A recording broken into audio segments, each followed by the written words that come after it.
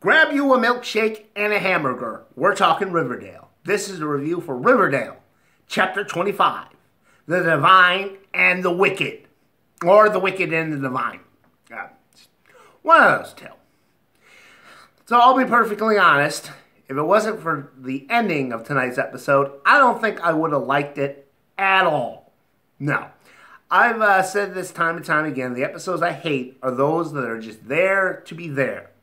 You've got these season-long story arcs, and you have these episodes that fall in between very important episodes that are just like a bridge, and they're just kind of perfunctory, and I just hate them. And this is what that episode felt like. Just another there-to-be-there episode, just another perfunctory episode. It's got no soul of its own, and it really doesn't advance the plot a lot. But then, like I said, they had the ending, which got me excited for the next episode and what storylines might come from it. But let's just get into the episode itself. We had three storylines. We had Jughead, we had Archie, and Veronica. So I'll just knock out Veronica's first because it's the one I didn't like the most. Basically, Archie, he's working for Hiram now, her dad. Hiram's taking him under his wing. And Veronica has doubts about this because, basically Archie's being dragged into her world. And, at the same time, she's going through confirmation, which is this thing in the Catholic Church where basically it's a coming-of-age thing where, Catholic kids say, hey, I believe in, the teachings of the Catholic Church and I reject Satan. So she's going through that. She has all this family coming in and, her family, of course, is a mob family, apparently. We'll get into that later. And she just kind of sees how Archie's working for her dad. And she's like, oh, God. Oh, no. What am I doing to poor Archie? I'm stealing his innocence. Jesus. Oh, he's not that innocent. I'm sick of this, Archie's being corrupted bullshit, okay? He's already stepped over the line, where he put a gun to someone's head and started a vigilante gang. And tried to track down a serial killer and shoot him himself, okay? He has a wild side. He's already on it. I'm not saying that he can't be corrupted more, but he's not innocent. And like I said, that was Veronica's story. She's worried she's corrupting Archie. Again. So they're probably going to break up again. Ugh. Okay, Archie's story, I've already mentioned it. Hiram takes him under his wing as a mentor. Corrupting Archie. Meanwhile, Archie's trying to get information for Agent Adams. And like I said, Veronica, all her family's coming in. And they're basically the mob because apparently Hiram Lodge is a mobster now.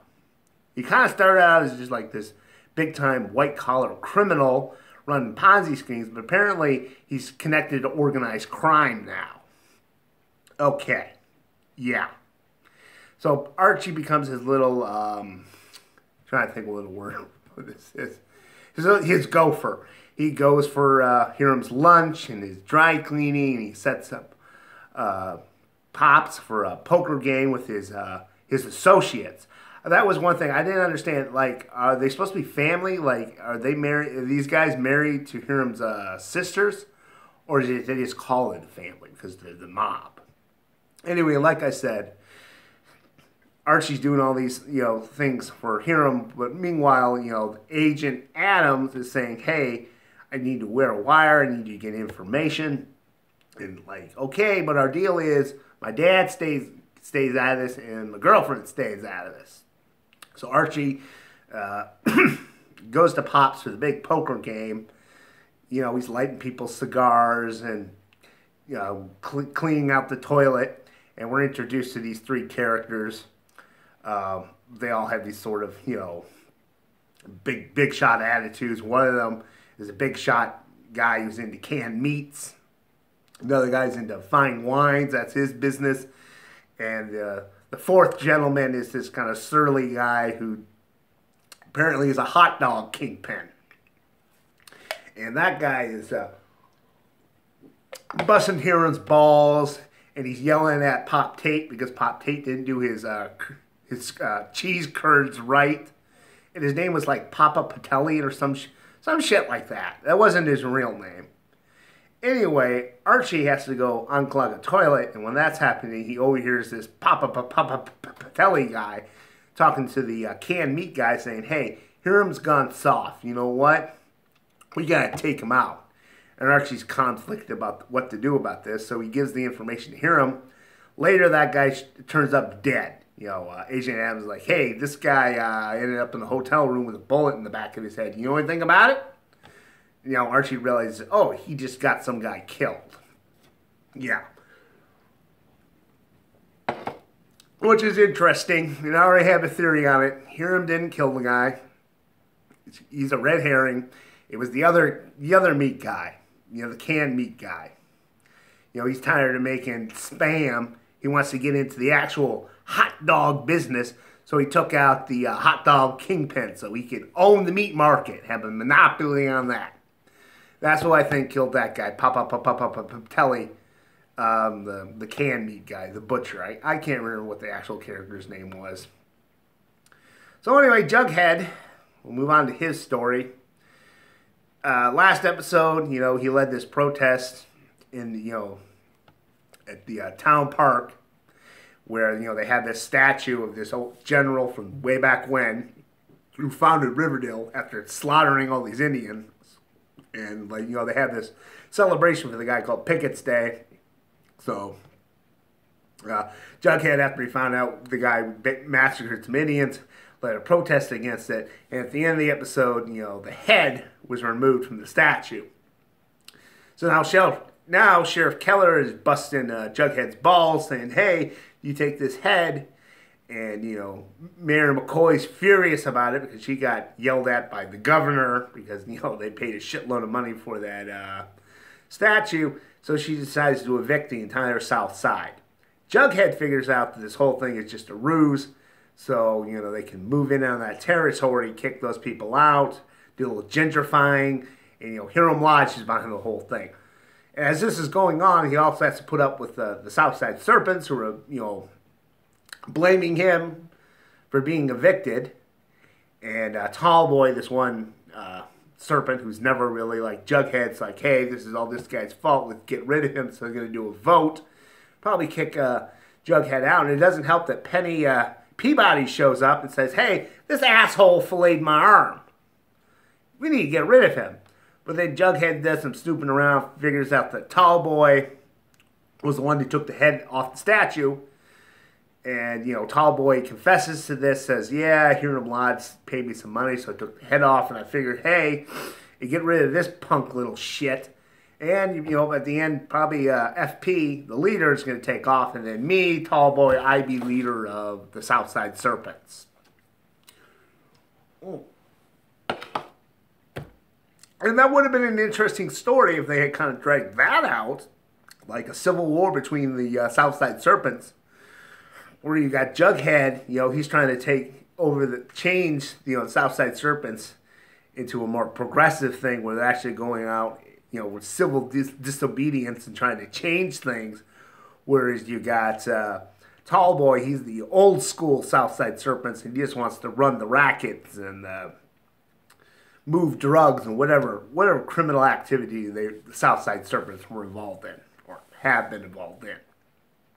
But then they decided to end it there. And I was like, should I care? I mean, we didn't really get a lot of Tall Boy. He'd pop up every once in a while. Like when FP was in jail, he was kind of the leader of the Southside Serpents, but he really wasn't.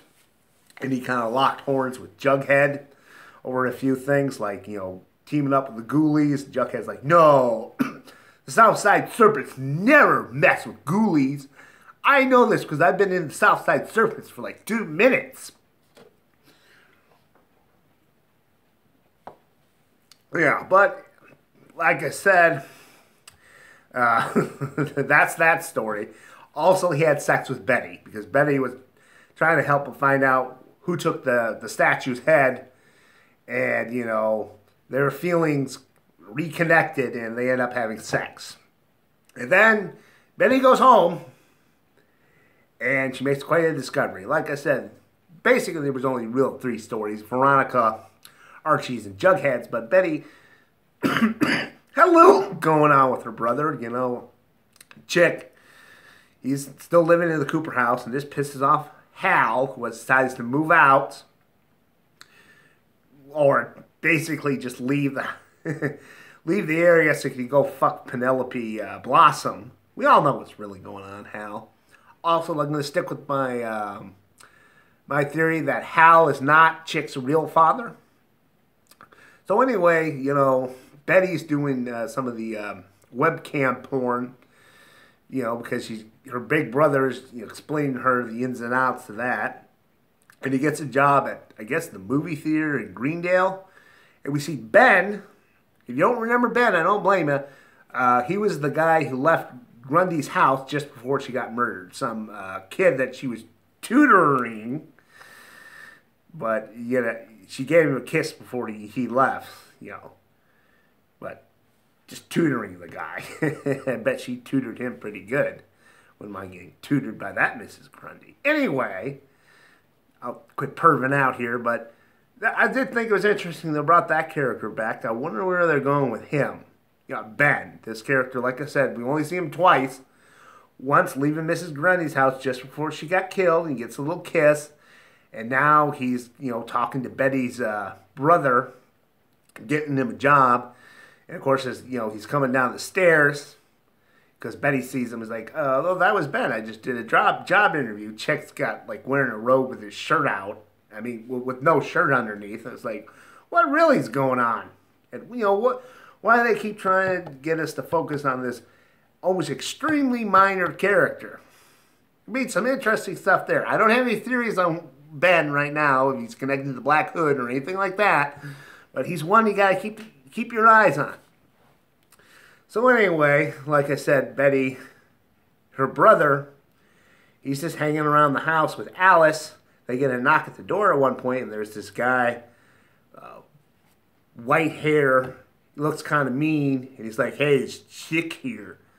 Later, when Betty comes home after fucking Jughead, we see Alice is on the floor with all these like paper towels, and there's blood all over the place. And you look over and you see that the white-haired guy is dead.